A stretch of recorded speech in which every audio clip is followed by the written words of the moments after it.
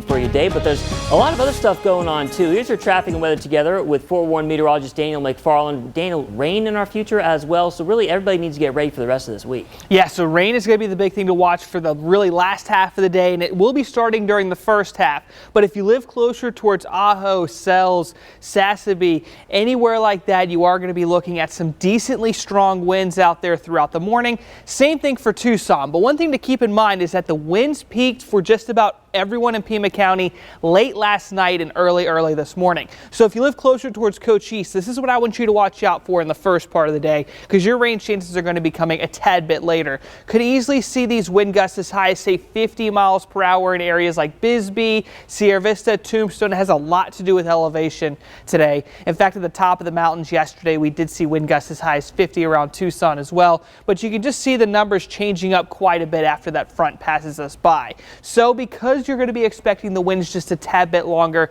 that wind advisory, at least just for portions of Cochise County, have been extended up until about 5 o'clock today. After that, the winds will die down pretty slowly over there. Now, the next thing we're tracking is, of course, going to be the rain. And it looks like any kind of lines that have made their way into Pima County have died down before Tucson. But keep in mind, it's still early right now. Your best rain chances are still at least an hour and a half away, if not a little bit longer. So we're just kind of waiting for this front to get a little bit closer to us here in southern Arizona to really have those best chances. And it's moving relatively slowly. So between about 7 a.m., 7 p.m., that's still going to be your best chance to have rain pass you by in Tucson. But keep in mind, it's not going to be heavy rain. We're not looking at thunderstorms. This is going to be light to moderate rainfall. There's just going to be more of an inconvenience as opposed to hazards like they saw in the northern portion of the state out there. And I do think it's going to be peaking at some point during the middle of the afternoon and then tapering off after about 7 o'clock, like I said. And for early Thursday,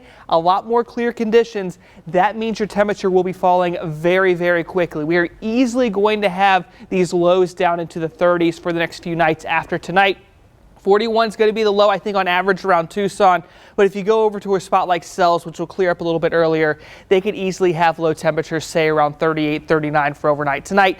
That should be safe for Tucson until we get closer towards the start of your weekend. So 39 early Friday, so the heavier jacket's still going to be needed.